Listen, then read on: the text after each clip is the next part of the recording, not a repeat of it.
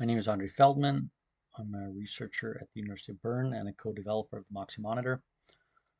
I did a short talk at the first annual mNIRS conference this year in the United Kingdom, and I'm recording this so people not at the conference can also hear the talk.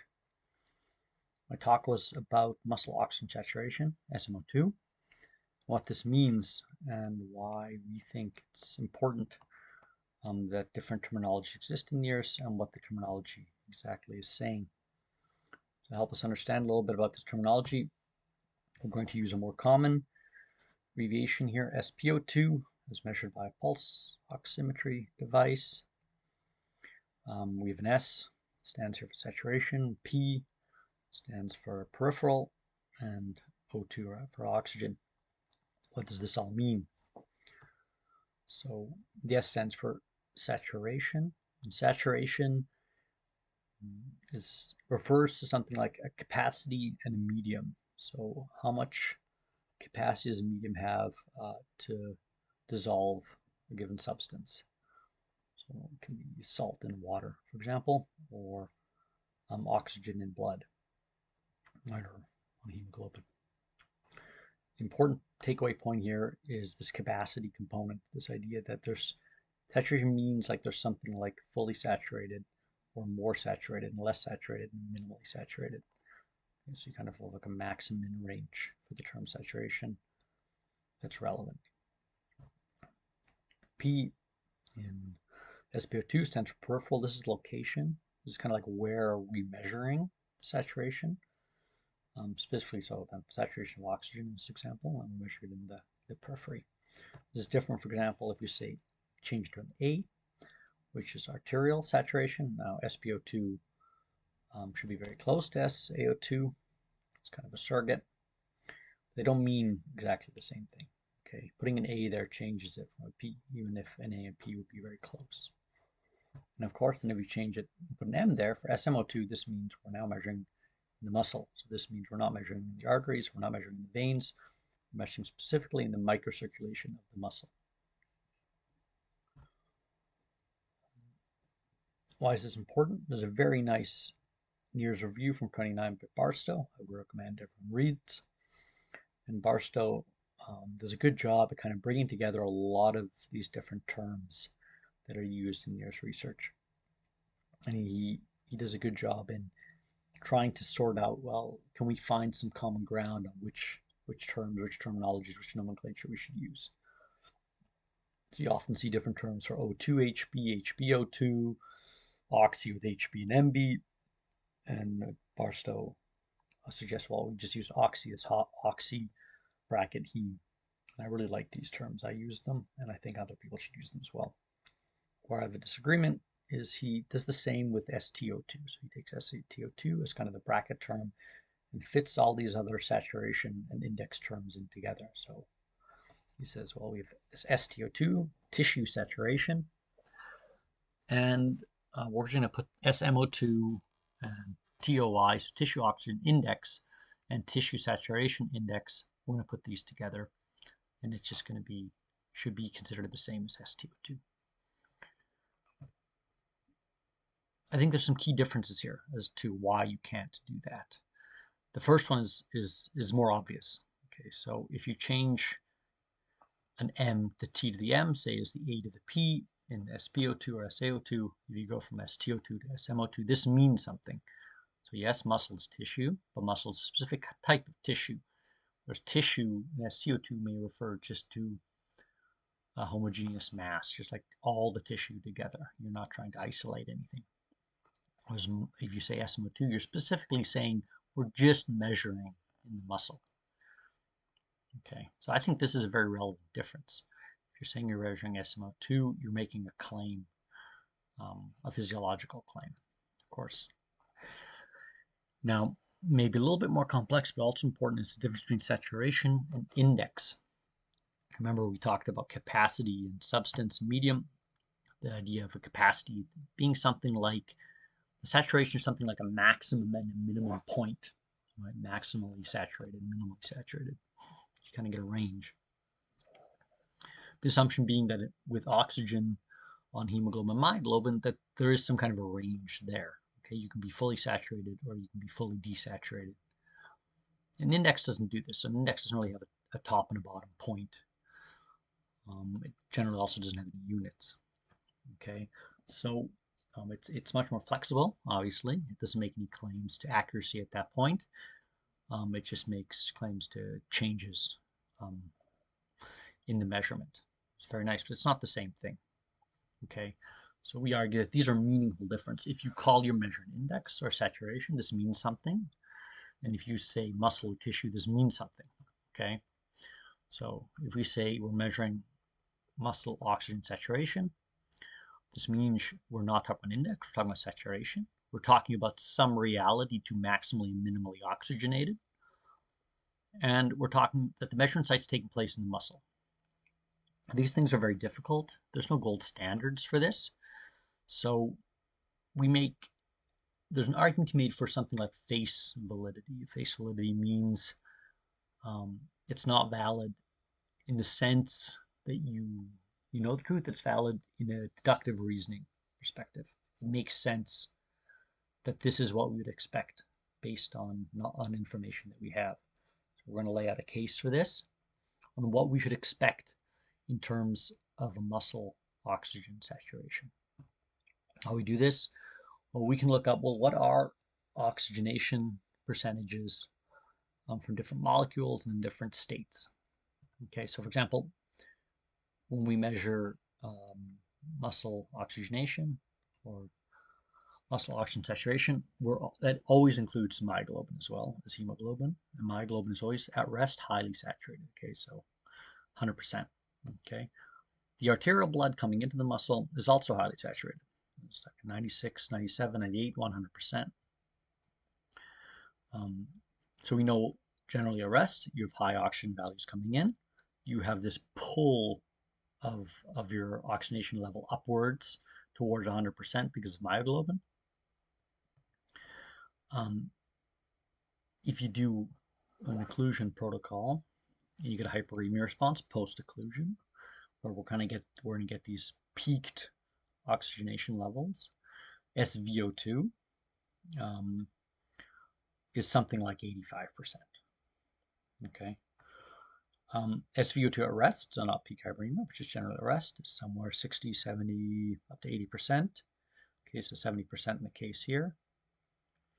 So what we're seeing a little bit is something like a band of what is oxygenate, what could we expect, what should we expect for a value of muscle oxygenation to be, right? It should be somewhere in this, let's say 70 to 100 range, probably closer to 80, 90 than to 70 would be my argument, okay? But somewhere in this range.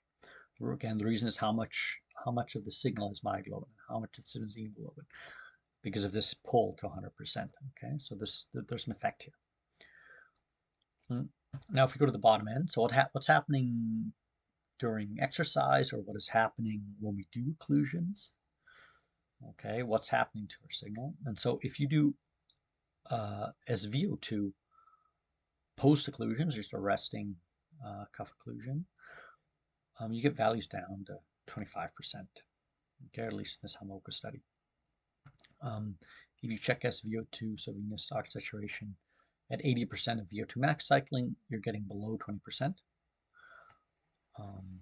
And if you're going to do it at VO2 max cycling, you get single digits, 5%. So it's very high extraction rate, where you get venous blood oxygen saturation very, very low. Okay, and this kind of generates something like a high resting range for percentage of what you should expect if you have an accurate saturation scale from 0 to 100, and something like a low or maximum extraction range for a realistic physiological saturation range.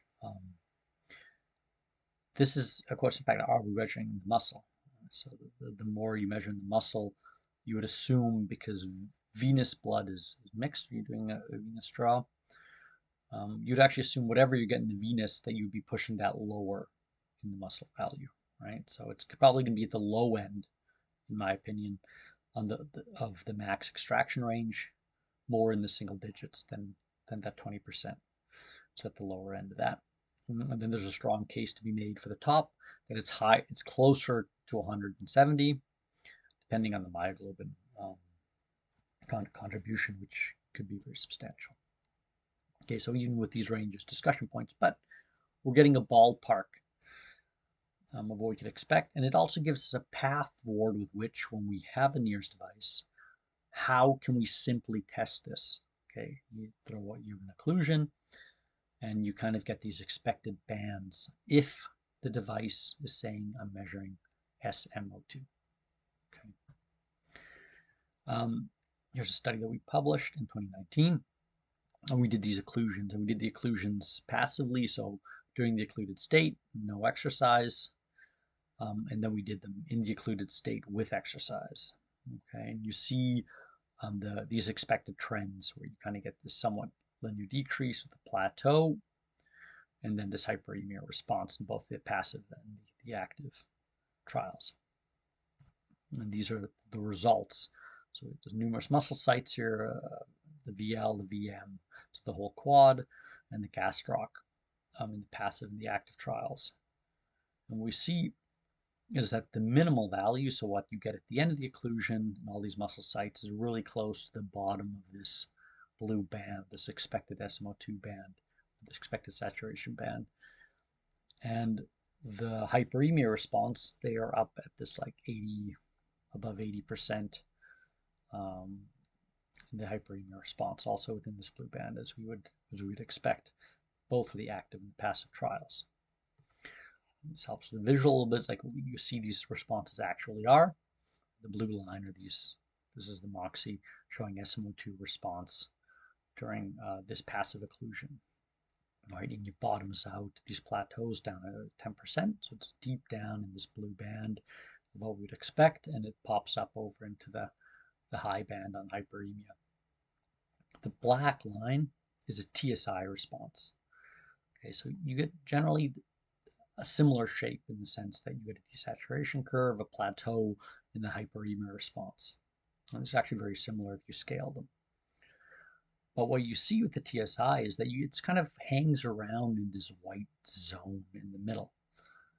Okay, what this implies to me is that the TSI response is giving you a proper mNIRS signal as you'd expect, and but it's potentially either it's an index, so the scaling doesn't matter, it's giving you the response curve, and or well, it's just measuring the tissue, so you shouldn't expect it to match these blue bands because it's watered down much more heavily by things like fat tissue, adipose tissue, and skin tissue, and this massive tissue that would be in the signal if you're not isolating the muscle layer, which also happens to which happens to SmO₂ signals, specifically the Moxy in the case of the confounded adipose tissue. So from the same study, we see with increasing adipose tissue thickness that you get increasing values for this minimally attainable SmO₂ value. Okay, so these are 4 different muscle sites, and you see the SmO₂ that's achieved at the end of the occlusion, so this minimal value, and you see it increase with adipose tissue thickness. And generally, you see it increase. There's a general increase, but it stays reasonably muted up to about 15 millimeters. And then in all cases, you get this drastic increase in SmO₂. But essentially, what's happening is your SmO₂ signal starts looking more like an StO₂ signal or a TSI signal, because it's being confounded more and more and more by adipose tissue, and there's difficulty in isolating the muscle layer once you get adipose tissue that's too thick. I hope this helps. I hope this helps people think about SmO₂ as a metric, how it's different from TSI or from StO₂. Arguments these are not the same. Importance of this argument is irrespective of the device you're using. Okay, what I mean by that is this holds true. It's an argument for terminology, not for specific device. that SmO₂ means something, and it means something different than StO₂, and we're laying out a very simple test that you could use to evaluate, is your device giving you something like an SmO₂ signal, or is it giving you something more like an StO₂ signal, or something like an index, where you have to be careful about what the value is, and you're just using something like a rate of change or slopes. I appreciate the time. I appreciate mNIRS for the conference. It's great to have more focus on muscle NIRS, and I hope this was informative.